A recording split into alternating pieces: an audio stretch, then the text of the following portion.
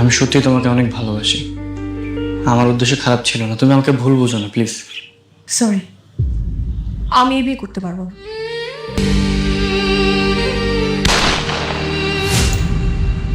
আসসালামু আলাইকুম বন্ধুরা, স্বাগতম আপনাদের প্রিয় বাংলা নাটকের চ্যানেলে।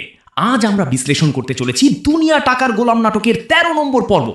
আগের পর্বে আমরা দেখেছিলাম শেহজাদের স্মৃতিশক্তি ধীরে ধীরে ফিরে আসার ইঙ্গিত মিলতে শুরু করেছে, আর এই বিষয়টি যেমন ফাতেমাকে নতুন আশা দেখাচ্ছে, তেমনি রিশাদ ও তার সহযোগীদের জন্য হয়ে উঠছে ভয়ের কারণ। গত পর্বের ফ্ল্যাশব্যাকের শুরুতেই দেখা যায় ফাতিমা বটতলার পথশিশুদের স্কুলের জন্য ডোনেশনের খোঁজ নিতে কারমা গ্রুপের অফিসে যায়। সেখানে সে জানতে চায় অনেক দিন আগে করা আবেদনটির কী অবস্থা। অফিসের কর্মচারী ফাইল দেখে জানায় আবেদনটি অনুমোদিত হয়েছে এবং নিয়মিত অর্থ সহায়তাও দেওয়া হবে। এই পুরো ঘটনাটি দেখে ফাতিমার মনে পুরনো দিনের স্মৃতি আরও জোরালো হয়ে ওঠে, কারণ একসময় ঠিক এই অফিসেই ছদ্মবেশে চাওয়ালা সেজে তার সঙ্গে দেখা করতে এসেছিল শেহজাদ। তখনও সে বুঝতে পারেনি সাধারণ চাওয়ালার পরিচয়ের আড়ালে লুকিয়ে আছে দেশের অন্যতম প্রভাবশালী ব্যবসায়ী শেহজাদ চৌধুরী। অন্যদিকে রিশাদ নিজের স্বার্থে শেহজাদের সুইস ব্যাংকের অ্যাকাউন্ট ব্যবহার করতে গিয়ে বড় ধাক্কা খায়। সে ভাবে শেহজাদের কাছ থেকে পাসওয়ার্ড নিয়ে কোটি কোটি টাকা নিজের নিয়ন্ত্রণে আনবে, কিন্তু অ্যাকাউন্ট খুলতেই দেখা যায় সমস্ত অর্থ ইতোমধ্যেই অন্য একটি অ্যাকাউন্টে স্থানান্তর হয়ে গেছে। তদন্ত করে জানা যায় সেই অ্যাকাউন্টের মালিক আর কেউ নয়, কুখ্যাত দাউদ খান। এই খবর শুনে রিশাদের মাথায় যেন আকাশ ভেঙে পড়ে, কারণ এই টাকাই ছিল তার সবচেয়ে বড় ভরসা। এখন টাকা নেই, আবার কোম্পানির ওপর তার নিয়ন্ত্রণও আগের মতো নেই।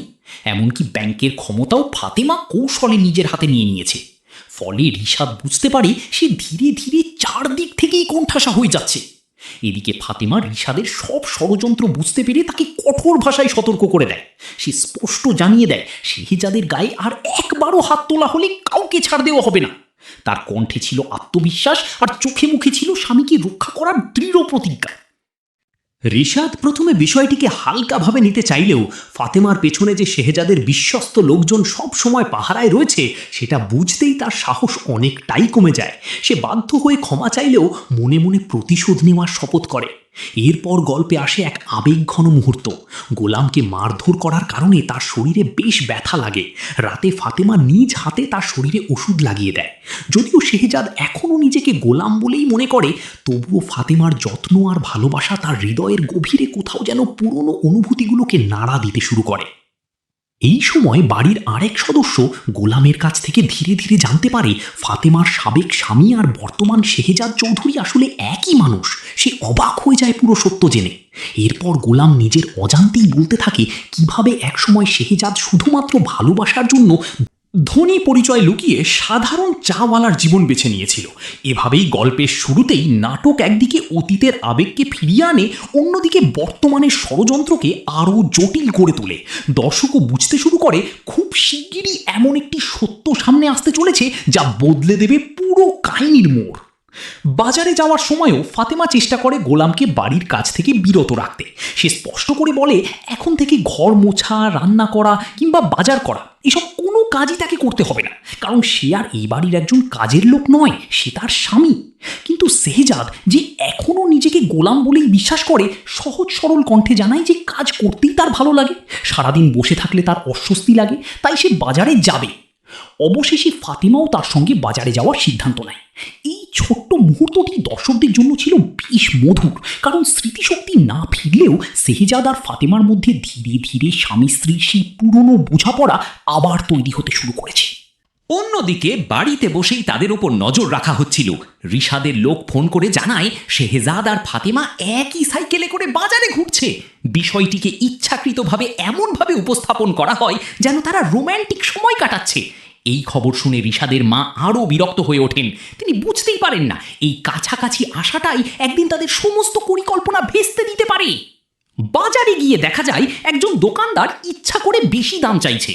ফাতেমা মাত্র 10 টাকার পার্থক্য নিয়ে তর্ক না করতে চাইলে গোলাম তাকে থামিয়ে দেয়। সে বলে বড় লোকদের কাছে হয়তো 10 টাকা কোনো বিষয় নয়, কিন্তু একজন গরিব মানুষের কাছে এই সামান্য টাকাটাও অনেক মূল্যবান। প্রতিদিন যারা কষ্ট করে বাজার করে তাদের জন্য প্রতিটি টাকার হিসাব গুরুত্বপূর্ণ। গোলামের এই কথায় দোকানদার ক্ষেপে যায়। সে অপমানজনক ভাষায় কথা বলতে শুরু করে, কিন্তু পরের মুহূর্তেই ঘটে বড় চমক। হঠাৎ কয়েকজন শক্তিশালী লোক সেখানে এসে দোকানদারকে ধরে ফেলে। তারা দোকানদারকে বাধ্য করে শেহজাদের কাছে ক্ষমা চাইতে। তখনই দর্শক বুঝতে পারে স্মৃতি হারালেও শেহজাদের নিরাপত্তায় তার বিশ্বস্ত লোকজন সবসময় ছায়ার মতো পাশে রয়েছে। এই কথাগুলো কিন্তু দূর থেকে শুনে ফেলছে শত্রুপক্ষ, ফলে তারা বুঝে যায় আর দেরি করা যাবে না, শেহজাদের স্মৃতি পুরোপুরি ফিরে আসার আগেই কিছু একটা করতে হবে। ঠিক তখনই গল্পে আসে আরেকটি নতুন বিপদ। নিশিতা রাস্তায় বের হলে কয়েকজন বখাটে তাকে ঘিরে ধরে। তারা বাজে মন্তব্য করতে থাকে এবং জোর করে তাকে নিয়ে যাওয়ার চেষ্টা করে। ভয়ে কাঁপতে থাকে নিশিতা। ঠিক সেই সময় সেখানে উপস্থিত হয় গোলাম। গোলাম প্রথমে শান্তভাবে ছেলেগুলোকে সতর্ক করে দেয়। সে বলে মেয়েটিকে ছেড়ে দিয়ে এখান থেকে চলে যেতে, কিন্তু বখাটেরা তাকে নিয়ে হাসাহাসি শুরু করে। তারা ভাবে একজন সাধারণ কাজের ছেলে তাদের কী বা করতে পারবে, কিন্তু তারা জানতো না যার সামনে দাঁড়িয়ে আছে সে আসলে শেহজাদ চৌধুরী। পরিস্থিতি মুহূর্তেই বদলে যেতে শুরু করে। গোলামের চোখে মুখের দৃঢ়তা দেখে ছেলেগুলোর মধ্যেও অস্বস্তি তৈরি হয়। আর ঠিক সেই সময় ঘটনাস্থলে উপস্থিত হয় রহস্যময় কিছু লোক, যারা নিজেদের পুলিশ পরিচয় দেয়। এখান থেকেই গল্প নতুন মোড় নিতে শুরু করে। প্রথমে সবাই ভেবেছিল পুলিশ এসে বখাটে ছেলেগুলোকেই গ্রেপ্তার করবে, কারণ অপরাধ তো তারাই করেছে। কিন্তু অবাক করার মতো ঘটনা ঘটল ঠিক তার উল্টো। কথিত পুলিশ সদস্যরা কোনো তদন্ত না করেই সরাসরি গোলামকেই গ্রেপ্তার করতে শুরু করলো। গোলাম বারবার বলছিল, আমাকে কেন ধরছেন, অপরাধ তো ওরা করেছে। কিন্তু তার কোনো কথাই শোনা হলো না, বরং জোর করে তাকে গাড়িতে তুলে নেওয়া হলো। আশ্চর্যের বিষয়, যারা নিশিতাকে উত্ত্যক্ত করছিল তাদের কাউকেই ছোঁয়া হলো না। এতে স্পষ্ট হয়ে যায় এই গ্রেপ্তারের পেছনে অন্য কোনো উদ্দেশ্য রয়েছে। এই খবর মুহূর্তের মধ্যেই বাড়িতে পৌঁছে যায়। সবাই আতঙ্কিত হয়ে পড়ে। ফাতেমা প্রথমেই থানায় যোগাযোগ করে জানতে চায় সত্যি কি পুলিশ শেহজাদকে গ্রেপ্তার করেছে। কিন্তু থানার অফিসারের উত্তর শুনে সে আরও অবাক। তিনি স্পষ্ট জানিয়ে দেন, শেহজাদ চৌধুরীর মতো একজন গুরুত্বপূর্ণ ব্যক্তিকে গ্রেপ্তার করতে হলে বিশেষ অনুমতি ও আনুষ্ঠানিক নির্দেশ লাগে। কোনো থানাই এমন কাজ গোপনে করতে পারে না। অর্থাৎ যারা গোলামকে ধরে নিয়ে গেছে তারা আসল পুলিশ নয়, পুলিশের ছদ্মবেশে অন্য কেউ। এই উত্তর শুনে ফাতেমার বুক কেঁপে ওঠে, কারণ এখন আর এটি সাধারণ কোনো ঘটনা নয়। স্পষ্ট বোঝা যাচ্ছে কেউ পরিকল্পনা করে শেহজাদকে অপহরণ করেছে। অন্যদিকে গাড়ির ভেতরে বসে গোলাম কিছুই বুঝে উঠতে পারছিল না। সে বারবার বলছিল, আমাকে কোথায় নিয়ে যাচ্ছেন, আমি তো কোনো অপরাধ করিনি। কিন্তু কেউ কোনো উত্তর দিচ্ছিল না। কিছুক্ষণ পর গাড়িটি একটি নির্জন বাংলোর সামনে এসে থামে। সেখানে পৌঁছে একজন ব্যক্তি অত্যন্ত সম্মানের সঙ্গে তাকে ভেতরে নিয়ে যায়। তখনই গোলাম আরও বিভ্রান্ত হয়ে পড়ে, কারণ যে মানুষগুলো কিছুক্ষণ আগেও তাকে জোর করে ধরে এনেছিল তারাই এখন তাকে স্যার বলে সম্বোধন করছে। ভেতরে ঢুকেই সেই ব্যক্তি সালাম দিয়ে জানায়, এই বাংলো একসময় শেহজাদের নিজেরই ছিল, এখানে তার অসংখ্য স্মৃতি লুকিয়ে আছে। তারপর সে ধীরে ধীরে নিজের পরিচয় দেয়। সে জানায় সে শেহজাদ চৌধুরীর ব্যক্তিগত সহকারী, অর্থাৎ বহু বছরের বিশ্বস্ত পিএ। লোকটি আশা করেছিল এতটুকু শুনলেই হয়তো শেহজাদের কিছু মনে পড়বে, কিন্তু গোলাম হতাশ কণ্ঠে জানায় তার কিছুই মনে নেই। সে শুধু এটুকুই জানে সবাই তাকে গোলাম বলে ডাকে।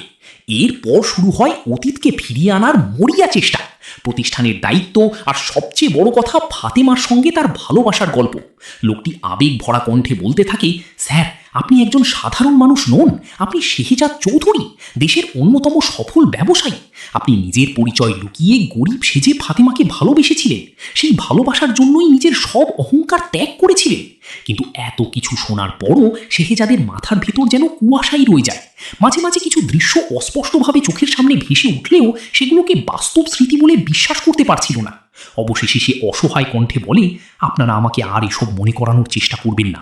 আমি এখন যেমন আছি তেমনই থাকতে চাই, আমার জীবনটা আর জটিল করবেন না। এই একটি সংলাপেই দর্শক বুঝতে পারে স্মৃতি পুরোপুরি না ফিরলেও তার ভেতরে ভয়, দ্বিধা আর অজানা এক যন্ত্রণা কাজ করছে। সে যেন নিজের অতীতের সামনে দাঁড়িয়েও সেটাকে গ্রহণ করার সাহস পাচ্ছে না। ঠিক তখনই শেহজাদের সহকারী সিদ্ধান্ত নেয় শুধুমাত্র কথা বলে আর হবে না, এবার তাকে পুরো ঘটনাটাই শুরু থেকে শেষ পর্যন্ত শোনাতে হবে।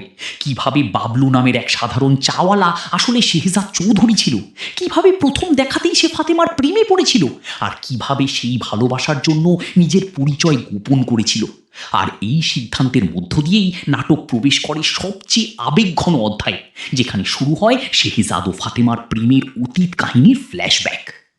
এরপর শুরু হয় সেই বহু প্রতীক্ষিত ফ্ল্যাশব্যাক, যা এতদিন শুধু টুকরো টুকরো ভাবে দর্শকদের সামনে এসেছে। এবার পুরো ঘটনাটি শুরু থেকে খুলে বলতে থাকে শেহজাদের বিশ্বস্ত সহকারী।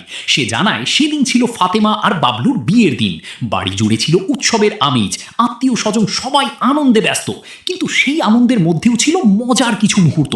ফাতেমার ছোট ভাইয়েরা গেট আটকে দাঁড়িয়ে দুলা ভাইয়ের কাছ থেকে গেটের টাকা দাবি করে। বাবলু অর্থাৎ ছদ্মবেশী শেহজাদ নিজের চরিত্র ধরে রাখতে চেষ্টা করছিল। সে বারবার বলছিল, আমি তো সামান্য একজন চাওয়ালা, এত টাকা কোথায় পাবো? কিন্তু ছোটরা কিছুতেই ছাড় দিচ্ছিল না। তাদের দাবি 5,000 টাকার আগে গেট খুলবে না। শেষ পর্যন্ত অনেক দর কষাকষির পর 2,000 টাকায় সমঝোতা হয়। এই দৃশ্যটি যেমন হাস্যরস তৈরি করে, তেমনি দেখায় শেহজাদ কত নিখুঁতভাবে নিজের আসল পরিচয় গোপন করে অভিনয় করছিল। কিন্তু ভাগ্যের লিখন ছিল অন্যরকম। ঠিক বিয়ের আগ মুহূর্তে ফাতেমার হাতে এসে পৌঁছায় একটি ছবি। সেই ছবিতে স্পষ্ট দেখা যায় বাবলু আসলে দেশের বিখ্যাত ব্যবসায়ী শেহজাদ চৌধুরী। ছবিটি দেখেই ফাতেমার মাথায় যেন আকাশ ভেঙে পড়ে। সে সঙ্গে সঙ্গে বাবলুকে ডেকে প্রশ্ন করে, তুমি আমাকে বাবলু সেজে কেন ধোঁকা দিয়েছ? হঠাৎ এমন প্রশ্ন শুনে শেহজাদও কিছুক্ষণ চুপ হয়ে যায়। সে বুঝতে পারে এতদিনের লুকিয়ে রাখা সত্য আর গোপন নেই। এরপর শেহজাদ শান্ত কণ্ঠে পুরো সত্যি স্বীকার করে। সে জানায় প্রথম যেদিন ফাতেমাকে দেখেছিল সেদিনই তাকে ভালোবেসে ফেলেছিল। এরপর নিজের মাকে দিয়ে বিয়ের প্রস্তাব পাঠিয়েছিল, কিন্তু ফাতেমা বড়লোক ছেলেকে বিয়ে করতে রাজি হয়নি। তখনই সে সিদ্ধান্ত নেয় নিজের পরিচয় লুকিয়ে একজন সাধারণ চাওয়ালা বাবলু হয়ে ফাতেমার কাছে যাবে। কারণ সে চেয়েছিল ফাতেমা যেন তার সম্পদকে নয়, মানুষটাকেই ভালোবাসে। শেহজাদ আরও বলে, আমি তোমাকে প্রতারণা করার জন্য মিথ্যা বলিনি, আমি শুধু তোমাকে হারাতে চাইনি। আমার পথ হয়তো ভুল ছিল, কিন্তু উদ্দেশ্য কখনোই খারাপ ছিল না। তার এই স্বীকারোক্তি শুনেও ফাতেমার মন গলল না। সে কষ্টে ভেঙে পড়ে বলে, ভালোবাসার সম্পর্কের ভিত্তি হলো বিশ্বাস। তুমি যদি শুরুতেই নিজের পরিচয় লুকাও, তাহলে সেই সম্পর্কের উপর কিভাবে ভরসা করব? এরপর শেহজাদ শেষবারের মতো তাকে বোঝানোর চেষ্টা করে। সে বলে, পৃথিবীতে অনেক উদাহরণ আছে যেখানে গরিব মানুষ নিজেকে ধনী সাজিয়ে বিয়ে করতে চায়, কিন্তু একজন ধনী মানুষ সব কিছু ছেড়ে গরিব সেজে শুধুমাত্র ভালো বিয়ে করতে এসেছে। এমন ঘটনা খুবই বিরল। তার চোখে তখন কোনো অহংকার ছিল না, ছিল শুধু একজন প্রেমিকের অসহায় আবেদন। কিন্তু তখনও ফাতেমার অভিমান ভাঙেনি। সে দৃঢ় কণ্ঠে জানিয়ে দেয়, আমি এই বিয়ে করতে পারবো না। এই একটি সংলাপের মধ্য দিয়েই শেষ হয় ফ্ল্যাশব্যাকের প্রথম অধ্যায়। অন্যদিকে বর্তমান সময়ে বসে এইসব গল্প শুনতে শুনতে শেহজাদের চোখের সামনে যেন অস্পষ্ট কিছু দৃশ্য ভেসে উঠতে শুরু করে। বিয়ের মণ্ডপ, ফাতেমার কান্না ভেজা মুখ, নিজের অসহায়তা, সবকিছুই যেন ধীরে ধীরে স্মৃতির গভীর থেকে ফিরে আসার চেষ্টা করছে। কিন্তু সত্যিই কি এই স্মৃতিগুলো পুরোপুরি ফিরে আসবে? ফাতেমার এতদিনের অপেক্ষা কি শেষ হবে?